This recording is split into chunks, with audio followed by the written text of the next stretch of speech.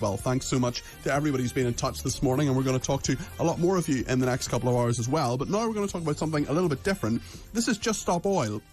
And something I noticed this week was a tweet from Just Stop Oil, which I'm pretty convinced is a cult, and is a dodgy and not particularly good organisation. They've been throwing soup over priceless artworks. They've been gluing themselves to roads. They've been taking direct action, and sometimes action which involves them being arrested. And the tweet this week, which was earlier this week, it's on the screen if you're watching on Talk TV. It simply says, sign up for arrestable direct action, and then there is a link there. Learn more about the campaign. Help brave people take action, they say. Cost of living crisis, cost of greed crisis, government, fossil fuels, civil disobedience, COP27.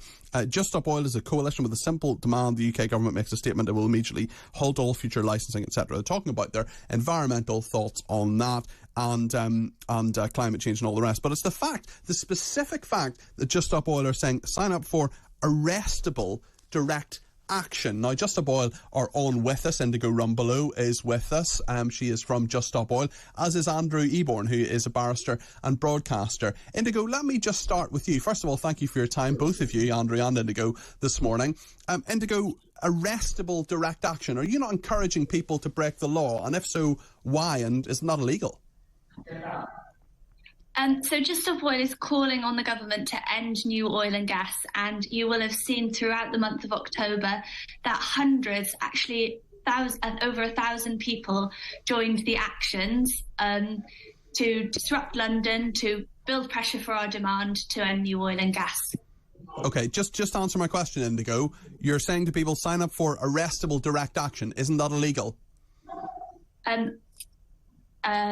So what's the problem with this? This is a small organisation that needs to build in order to get enough people to get the government to concede to our demand, because we know that we've got just 2 to 3 years to determine the future of humanity, and that many people who've gone before us, who fought for the rights that you and I both enjoy today without even really thinking about them, they broke the law in order to get their message out there. And that is what we're doing, continuing a noble tradition of people who have broken the law in order to get their message out there.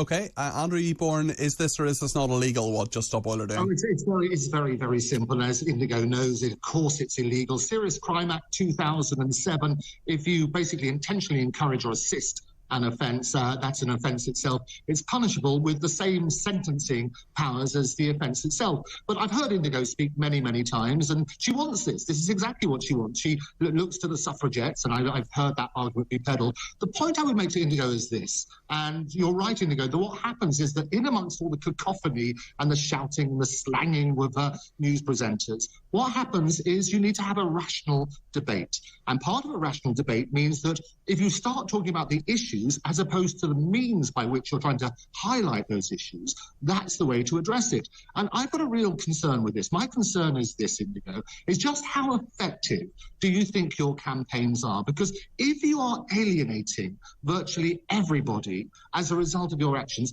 isn't that doing a big disservice to your cause? Okay, let's get her to answer that, Indigo. Do you want to answer that question from Andrew?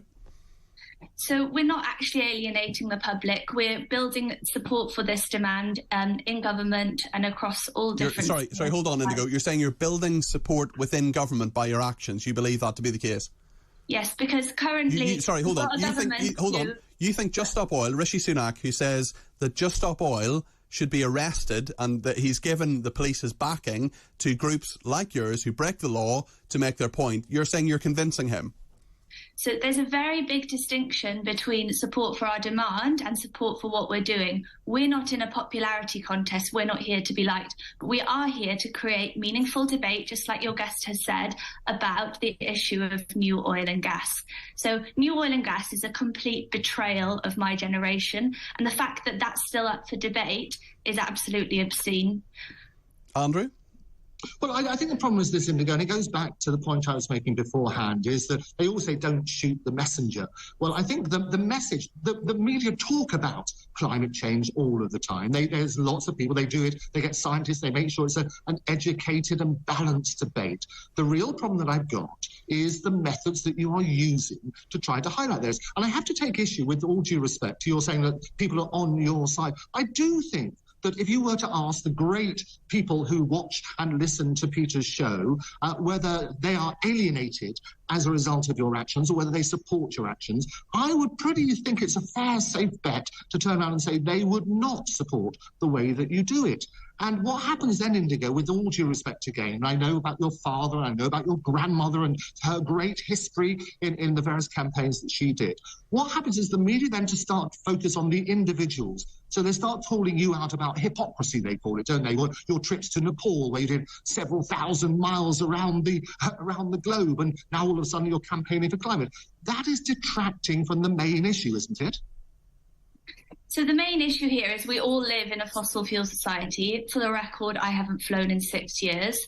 And I think that people who are... Just let her speak, Andrew. Just let her speak. Indigo, go ahead. I just come back to that. You don't have to read everything believe everything you read in the Daily Mail. Good tip for your listeners out there. Thank you. It's the Times, but yes.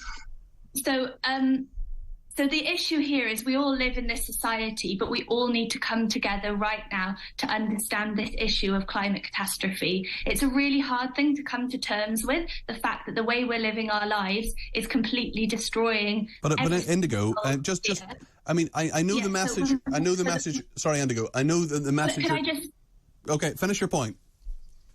Okay, so you've hit me off track. Sorry. Let me ask you a quick question. So I think there are people who will say that climate change is happening. The country, the planet is warming up. Climate change has happened a lot. People will say it's man-made. There are all sorts of different debates on this. But my point would be, with Just Stop Oil, you have a leader who talks about the fact that there will be, if climate change keeps happening, people will come around and gang rape people. We've played the clip from him previously. He's essentially said the Holocaust was something that was just going to happen anyway. He is a cult leader. You're part of what I believe to be a cult, and there are people in your organisation who have been brainwashed. What has destroying priceless artworks, or attempting to destroy priceless artworks, what has gluing yourself to a road got to do with the climate? I know you guys all work in like a sort of hierarchical organisation, so you can't imagine it being any other way, but Just Stop Oil doesn't have a leader, and that's why actions have continued despite the people that they've locked up. We've continued to cause disruption across London because hundreds upon thousands of young people can see that this game that you're running is over. It's rotten at the core, it's full of lies, it's full of hypocrisy, it's vile, it's only focused on money, and ultimately we don't want to be a part of it. This is our time to take control of what's going on. It's our time to demand that this government gets tough on the dirty oil companies who are ravaging what is left of what we've got. I mean, Indigo, you just sound a bit brainwashed to me. You sound a bit brainwashed to me. Ooh, zinger. Andrew, what are your thoughts on this? Well, I'm not brainwashed at all. I don't believe Peter is either. And one thing I would like to ask, though, Indigo, because in the tweet that Peter mentioned at the beginning of this section, they talk about training, and they talk about non-violent training. Have you done non-violent training? They then ask you, have you done the high-risk training? What is the high-risk training that you teach your followers? I actually don't know what you're talking about there, but there is a training that it happens, which it's a day-long training. You learn about what it means to risk arrest and how you do that. Is it responsible? Can I just ask you a question, Indigo? Is it responsible to be saying to people in a tweet that they should sign up for arrestable direct action? Being arrested once can change your whole life. It can change your employment prospects. Yeah. It can change so many different things. And you're encouraging people to break the law to be arrested. Is that responsible? Okay, so right now there's 26 people who are in prison. Since the campaign began, over 2,000 people have been arrested. There are there have been over 40 people in prison for climate activism this month. I'm sure you'll be aware that the court system is close to breaking at the moment and the prisons are full. People are aware of the risk that they're taking and what that will mean to their lives, but they balance this up against the catastrophic effects of what the climate catastrophe will do. And they say, do you know what? That's a risk I'm prepared to take, and I'm prepared to go to prison and sit there this Christmas and be ridiculed by people like you, because what's at stake is so much worse. And I don't know if you understand or you've come to terms with quite how bad it is right yet. I think I'm perfectly aware of all of the arguments around it, and I think that your apocalyptic vision is wrong. So you disagree with the International Energy Agency, 99% of the world's scientists. 99% of the world's scientists. What's your source for that? Have you heard of the IPCC? It's a report that this country signed off. And yeah, no, I have. But what's your source for 99% of the world's scientists? Well, all of the world's most credible scientists wrote... So it's not 99%, so that's wrong. Okay, that's wrong then. Okay. No, that's not wrong, actually. So what's your source for that, for 99% of the world's scientists believe the same thing on climate change? Do you not believe the same thing? That's not my question. My question is, what is your source for 99%? This is used over and over again. It's worrying if you have this program and you don't believe in the IPCC. Indigo, I've listened to you, maybe you'll listen to me. No, you're just going to keep talking. Because what it's saying is that fossil fuels are going to destroy everything you and I hold dear. Okay, I'm asking you what your source is for 99% of the world's scientists. And I'm asking you, do you believe in the IPCC report? I haven't read it, so I don't know. Andrew, final point from you. The final point I would make, which is the point I started with, Indigo, is that there are some great things. What you need to do, with all due respect, and firstly, don't patronise the people who interview you, because you're getting lots of publicity, but the publicity you're getting is negative because of the methods that you're using for your cause. I also would recommend that when Peter asks you claim 99% of science, that's not right. You need to come back with a source to say this is where it comes from, because then we can verify it. I always believe in a balanced debate, and Peter does on his show. And I think that's the way to do it. You've got the publicity. What I would suggest that you look at are the various causes. What I was talking about, the high-risk training, that's what it mentions in the tweet that Peter referenced at the very beginning. Do check what other people within your organisation are saying, because I think you are doing more damage to your cause as a result of your actions than if you basically just don't carry on in the way that you're Okay, let's give Indigo the final word here, and then we've got to move on. Indigo, final word to you. Right. I really encourage you to just read what's out there, get the facts straight, and encourage our government to get tough on the real baddies here, which is clearly the fossil fuel companies. Okay, thank you both very much indeed. Andrew Eborn there is a barrister and broadcaster. Indigo Rumbelow is from Just Stop Oil. And yeah, that is a very, very interesting response there. And lots of people being in touch with some things I can't read out, I'm afraid. But certainly there are people who feel sorry for Indigo. She is brainwashed, says Sue. She needs to get a proper job and live her life. Says one person. Indigo Rumbelow needs to understand that people don't like militant protests. If she wants to enact change, she should stand for office, get elected and change things that way, says another tweeter. So let us know what you think on this. 0344 499 1000. You can text 87222 with the word talk in it, or you can tweet me at TalkTV, or you can follow me at Peter Cardwell.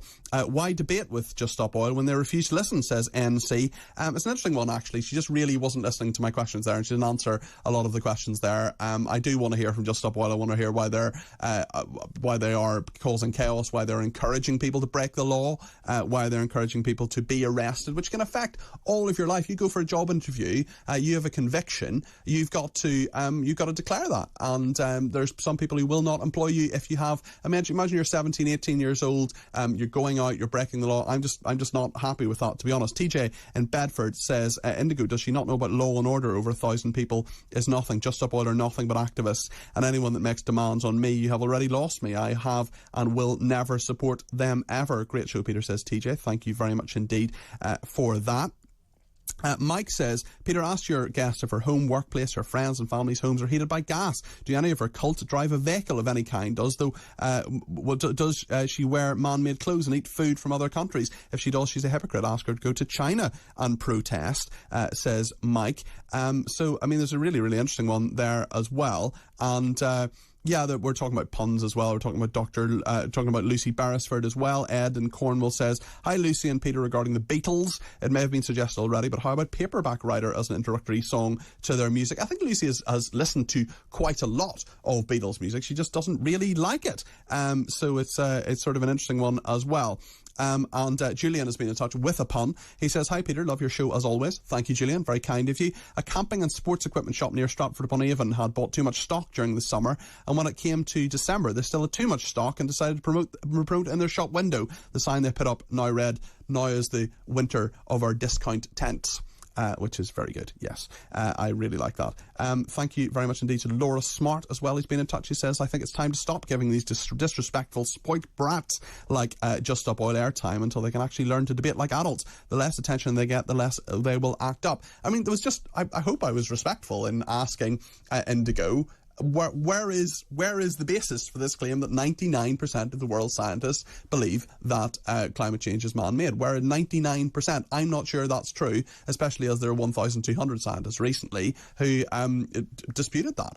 And she says, read this report, read that report. I will happily do so, but I'm afraid I think Just Stop Oil are a cult. I think they are very dangerous people. I think they're brainwashing young people. I think the guy who is at their head, although they say they don't have leaders, the guy Roger, I'm trying to remember his surname, who has said, we've played a clip from him before in terms of talking about despicable things happening, and he said all sorts of things about the Holocaust as well, which have been really, really horrible and very, very offensive. But of course, as Indigo says, they don't have a leader. They're a flat structure, and I don't understand that. Roger Hallam is his name, and he's the person who said those things. We played a clip from him earlier as well, where we're going to talk more in a minute, not just about Just Stop Oil, although we'll continue that conversation if you want to, and you can give us a ring to think about that. We're going to talk about the Royals, in fact, because as William and Kate